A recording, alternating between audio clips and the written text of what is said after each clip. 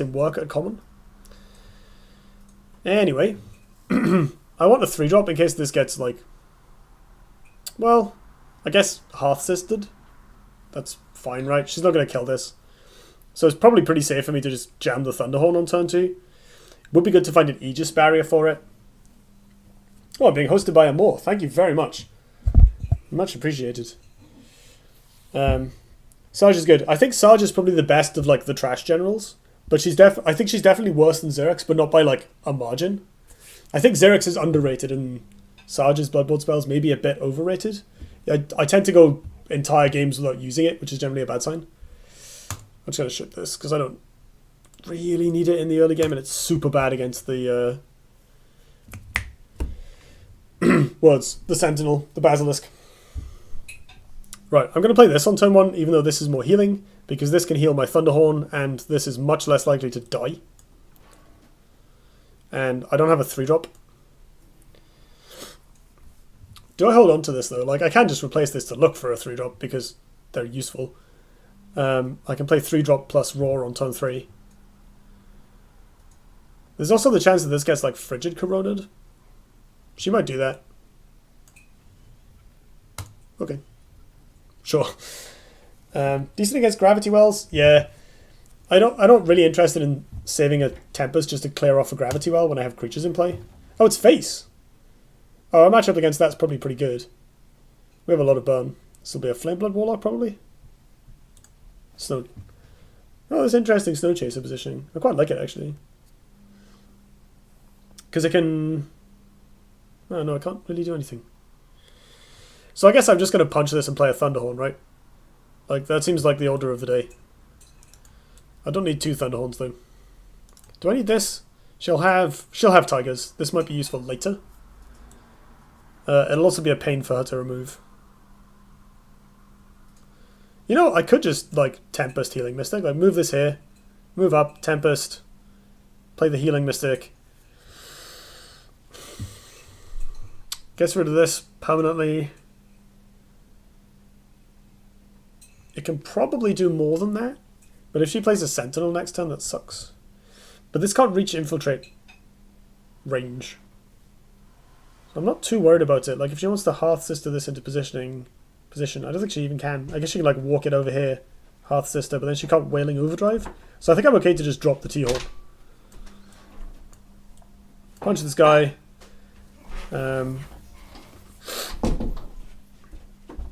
I don't know if there's any value in blocking my opponent from taking the mana tile, but I think there's certainly value in placing Thunderhorn next to said mana tile.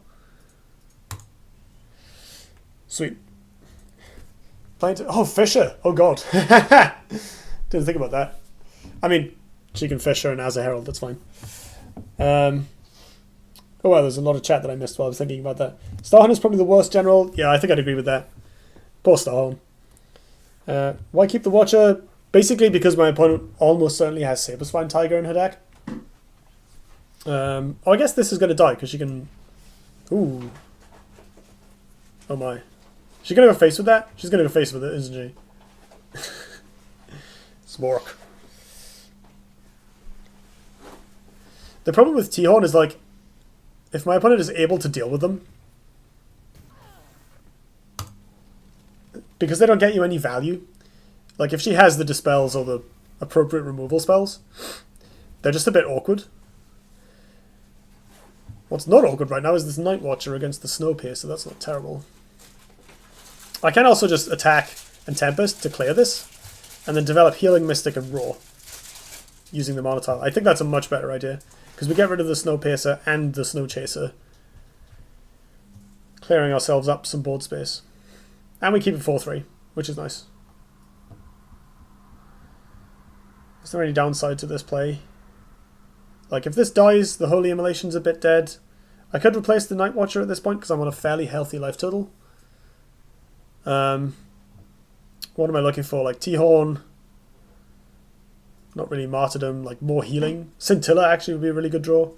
This is pretty good if my opponent doesn't have another Snowpiercer, but it's pretty bad otherwise. Maybe the Watcher is better because the Force Field is so hard to deal with for artifacts.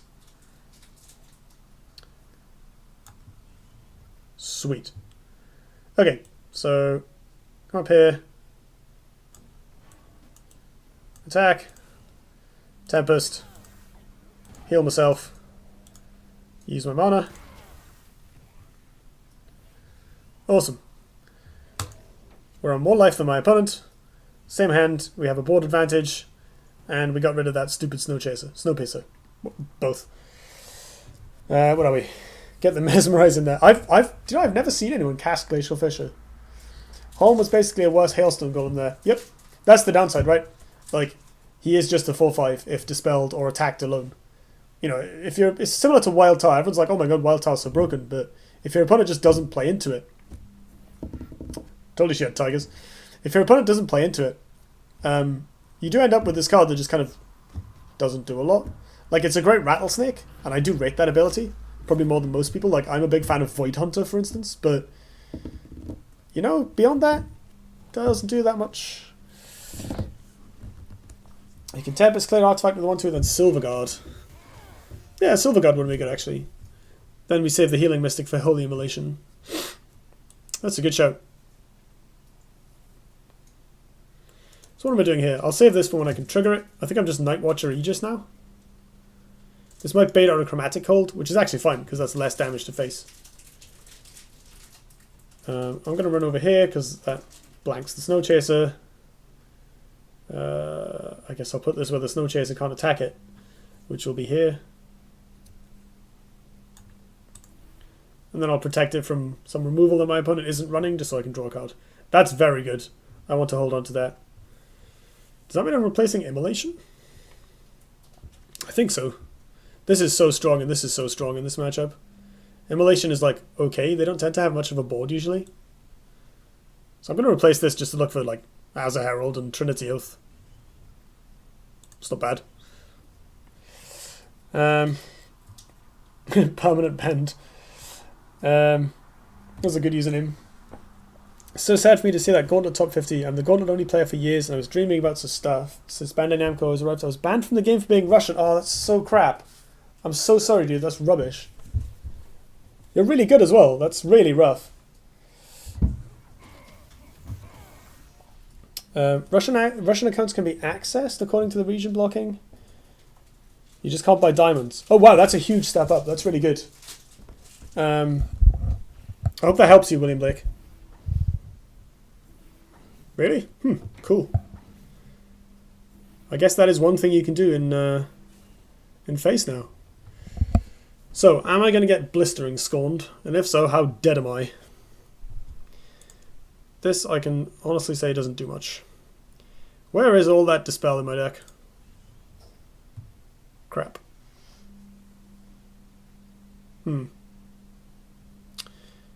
So one thing I can do is I can play the Regalia and then punch one of these, just to absorb 2 damage, and not attack my opponent.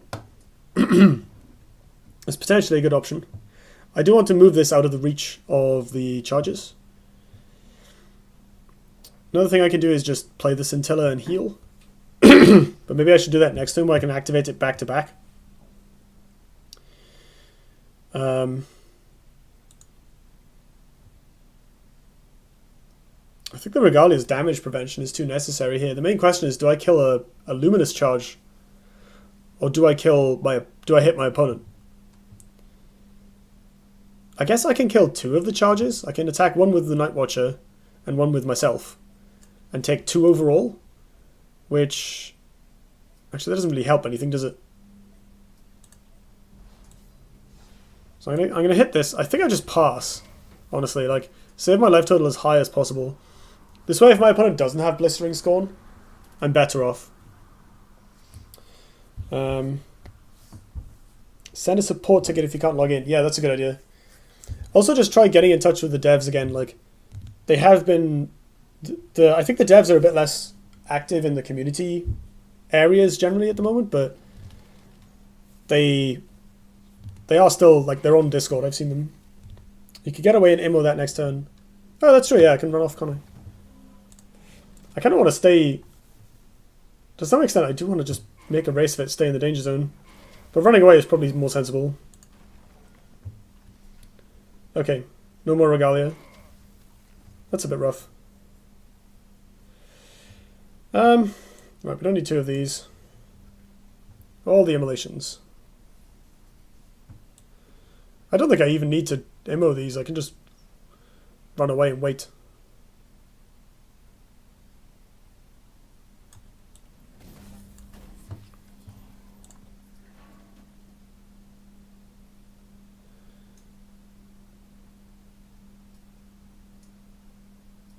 So here's a question, right?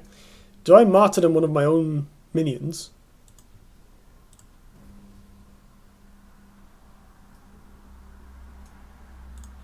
In order to gain health?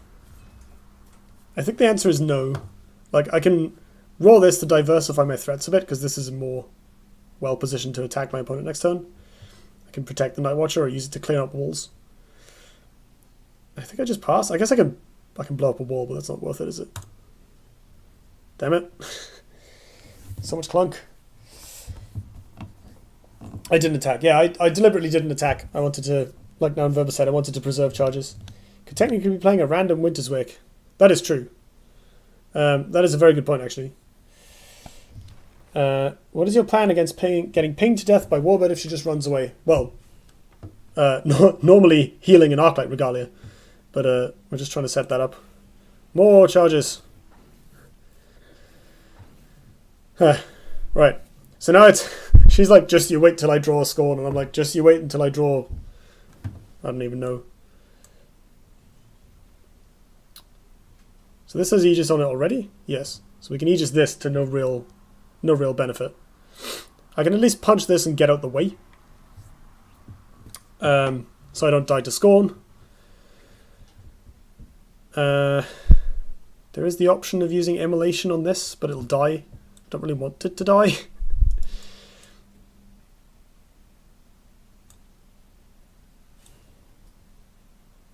Punch this.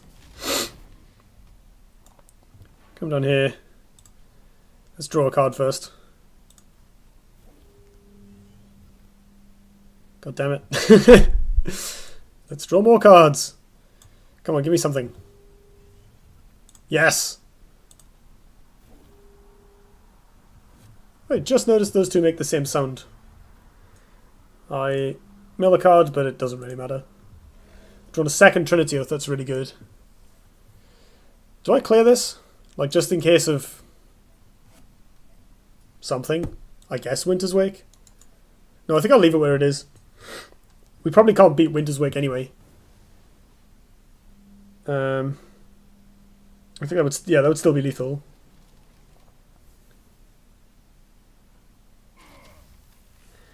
This is holding back Saber Spines, so we're not too worried about that.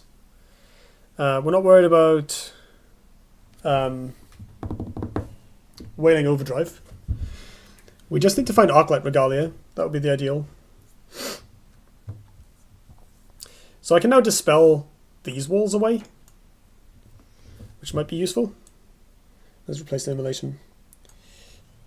Sunbloom. That gets rid of a lot of walls.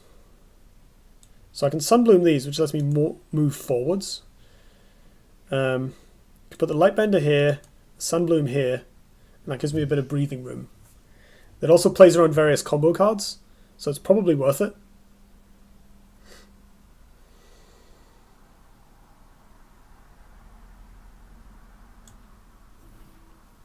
If nothing else, I need to do something, because I need to empty space in my hand for the purposes of casting the second Trinity Oath and getting something out of it.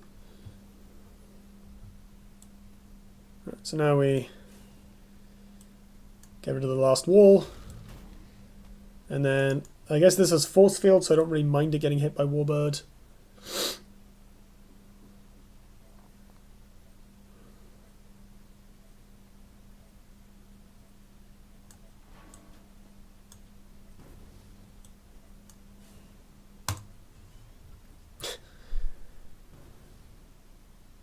I mean, the Night Watchers are pretty good.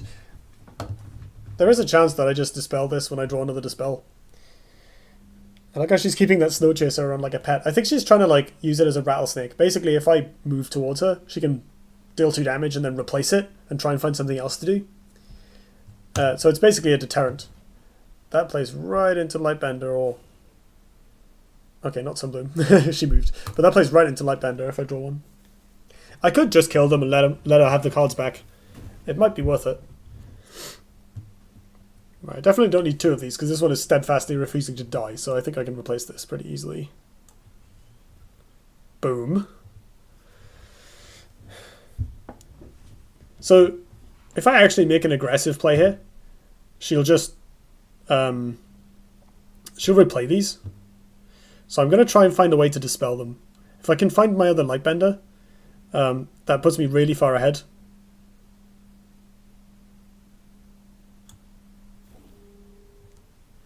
Or I can just heal until my opponent quits. Yeah, there we go. Alright. Is there a place that I can put it where I don't dispel my own Silver God Knight but still get to kill this? No. Oh well. That's fine. This is awkward actually. If I if I use the Silver God to kill this, it just dies to Warbird and the other Snow Chaser. I mean, that's not actually that bad though, right? The 2 life, is the 2 life worth more? I have like loads more healing in my hand.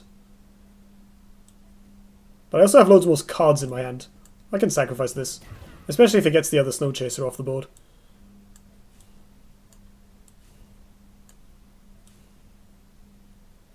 Let's roll this because this guy is dead. As a doornail. Okay, this is now officially going well. I think.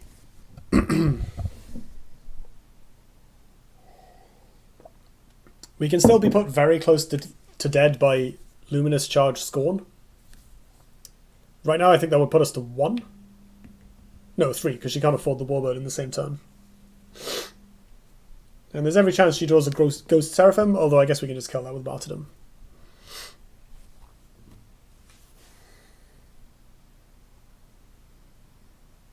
Yeah, we're pretty close to the point where we can just start casting these and keeping her stuff off the board and then winning. So... Ooh. Hearth Sister? Heh, yeah, sure. So this is probably the spell one. Because it's usually the spell one.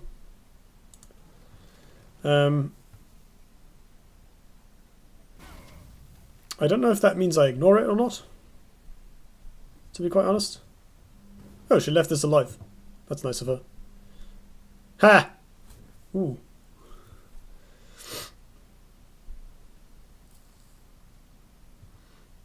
Right, we don't need this. That's terrible. Second Martyrdom is nice. That means I can just get rid of this. Not have to care. And then I can... Immolation and Healing Mystic the Lightbender? That might be a little greedy. Well, she's got 1 card left in hand. She can't really do that. But I mean, this isn't doing anything anyway, so healing it's not even worth it. Hello, Rockin'. Played ran into Fisher again. Oh god, you're right. I do tend to just forget that card exists because, like I said, I've never seen anyone actually play it. Right, we'll do this for the punish. Yeah, whatever. Have your 5 life. Wait. She was on 10 before, right? She gained 2. So it flipped, visually increased in size, but then did not actually increase in size.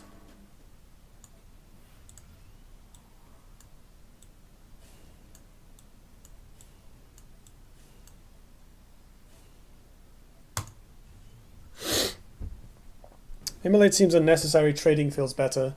I just like having the 3/5, to be honest. Like, it's pretty clean. Might be seeing a Frostburn here. Ah, there we go.